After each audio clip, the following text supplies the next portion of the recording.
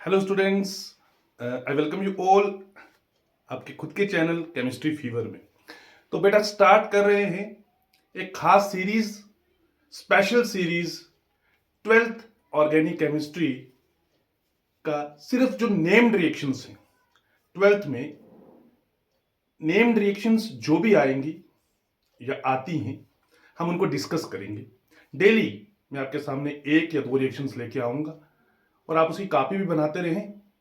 जो reaction name wise important होगी वो भी मैं कहूंगा, जो कन्वर्जन के लिहाज से इंपॉर्टेंट होगी उसकी भी बात करेंगे, और जो दोनों तरीके से पेपर में आ सकती है उसकी भी बात करेंगे। तो आर यू रेडी ऑल? चलिए बात करते आज बहुत सी खूबसूरत रिएक्शन। तो हेडिंग लगा लें सबसे पहले आज फिंकलस्टीन रिएक्शन की। फिंकलस्टीन रिएक्शन वेरी इंपॉर्टेंट बेटा। फिंकलस्टीन रिएक्शन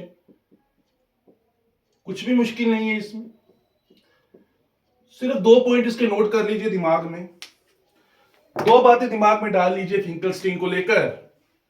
पहली बात कि it is based on halogen exchange method या हैलाइड एक्सचेंज मेथड। हैलोजन का एक्सचेंज होगा भाई, halogen exchange method or halide exchange method. दो बातें नोट करो, वेरी इंपॉर्टेंट।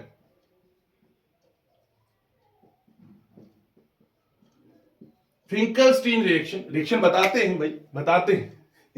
तो it is based on the halogen exchange method और हैलाइड एक्सचेंज मेथड। और सेकंड चीज नोट करेंगे कि ये रिएक्शन है किसके लिए? Exclusively for the preparation of alkyl iodide. समझ रहे हैं? एल्काइल आयोडाइड या आइडो एल्केन जिसको आप कहते हो, हेलो एल्केन, आइडो एल्केन। समझ रहे हैं भाई बात?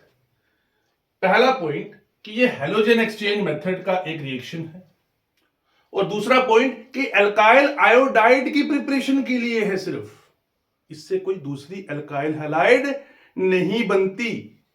हमने जब हेलो एल्केन्स की प्रिपरेशन करी उस चैप्टर में आपने देखा है कि मैक्सिमम, यदि आपने वो पढ़ा हो वो चैप्टर, तो जब भी हम एल्काइल हैलाइड बनाते थे तो या तो हम एल्काइल क्लोराइड बनाते थे या एल्काइल ब्रोमाइड बनाते थे। आयोडाइड और फ्लोराइड का बड़ा कम जिक्र आया था। तो ये दो मेथड में लाया हूं। फर्स्ट इज फिंकलस्टीन रिएक्शन, और इसके बाद हम जिसकी बात करेंगे स्वार्ट्स रिएक्शन की, वो एल्काइल फ्लोराइड के लिए होगी।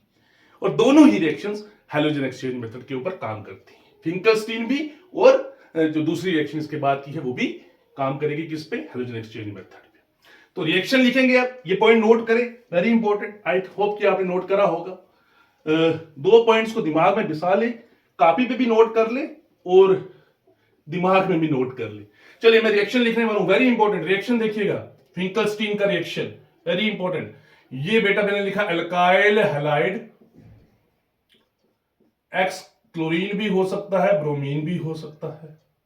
This is your alkyl halide, plus reaction करोगे सोडियम आयोडाइड के साथ, वेरी इंपॉर्टेंट, सोडियम आयोडाइड।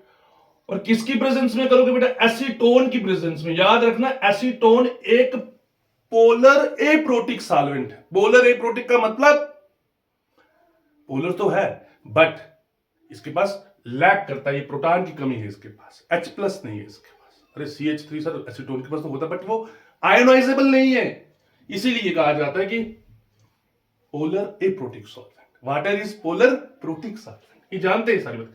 कुछ नहीं, हैलोजन एक्सचेंज हुआ, देखिए X ने I की जगह ले ली और I ने X की जगह ले, दैट्स इट। रिएक्शन क्या बन गया? RI यानी एल्काइल आयोडाइड प्लस Na के पास कौन आ गया भाई? वहां से उठ के X के precipitate. So this is alkyl iodide.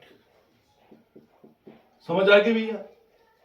ये ढांचा एक्सचेंज हो गया, ये एल्काइल हैलाइड, ये हैलाइड जो है X जो है यहां से आयोडाइड के साथ एक्सचेंज हो गया। आयोडीन ने R के साथ चला गया और X जो है Na के साथ चला गया।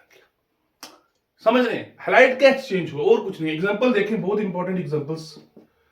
C2H5Cl इथाइल क्लोराइड NaI खुद से बोले, वेरी इंपॉर्टेंट, एसीटोन का रिएक्शन, एसीटोन सॉरी सॉल्वेंट का काम कर रहा है, कुछ नहीं, क्लोरीन की जगह आयोडीन आ जाएगा और आयोडीन की जगह क्लोरीन चला जाएगा, तो बनेगा C2H5I प्लस NaCl की प्रेसिपिटेट। अब प्रेसिपिटेट क्यों बनते हैं? Because NaCl is not soluble in acetone. Okay, तो जरूरी नहीं है कि देखिए नमक जो है जरूरी नहीं है कि हर एक सॉल्वेंट में डिसॉल्व करता है, ये तो आपको पता है, बेसिक बात है, ठीक है। एसीटोन में सॉल्युबल नहीं है इसलिए प्रेसिपिटेट की शक्ल में बाहर आ गया। एक और देखिए example, CH3 bromine methyl bromide, reaction लिखिए NaI के साथ इन प्रेजेंस ऑफ एसीटोन, याद रखेंगे एसीटोन पोलर एप्रोटिक सॉल्वेंट।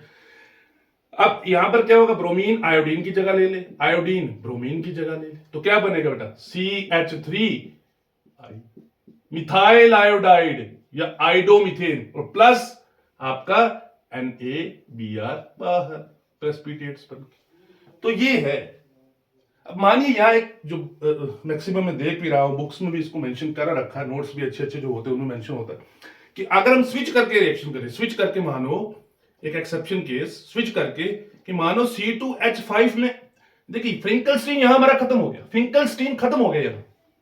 ये एक कि ये चीज हो सकती है या नहीं हो सकती, ध्यान से देखें कि अगर मैं स्विच कर दूं, यानी पहले से ही आयोडीन को इथाइल ग्रुप के साथ लूं और Na के साथ आयोडीन ना लेके क्लोरीन ले लूं, यानी ऐसे स्विच करके तो रिएक्शन करवाऊं, क्या रिएक्शन होगा?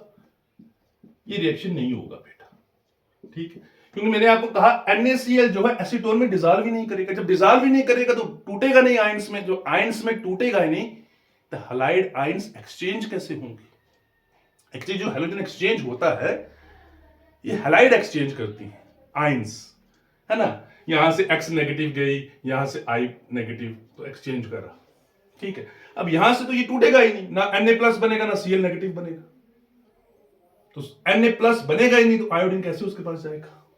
समझ रहे हो? तो ये रिएक्शन नहीं होगा, इतना याद रखो। अब क्यों नहीं डिसॉल्व करता ये भी कहानी सुन लो। मानो मैं तुम्हारे पास ऐसे लेता हूं NaCl, NaBr और NaI, इन तीनों में से मुझे कहता है कोई बताओ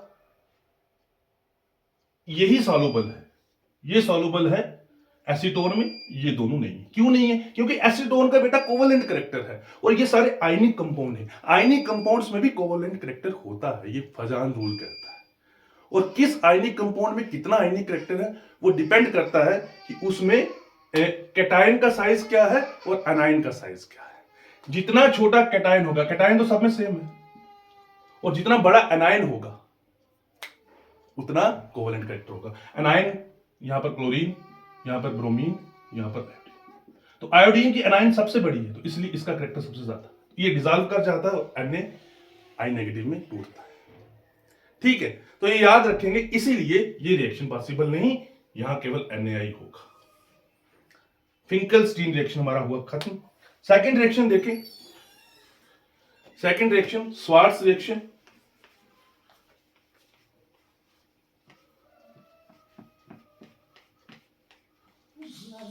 स्वार्ट्स रिएक्शन में देखेंगे जरा क्या होगा, very important. Swarts reaction is also based on halogen exchange method, ये भी हैलोजन एक्सचेंज मेथड के ऊपर ही बेस्ड है Swarts reaction, but it is meant for the preparation of alkyl fluoride. Swarts reaction conversion के लिए बहुत इंपॉर्टेंट रिएक्शन है, ये दोनों कन्वर्जन के लिए बहुत इंपॉर्टेंट है।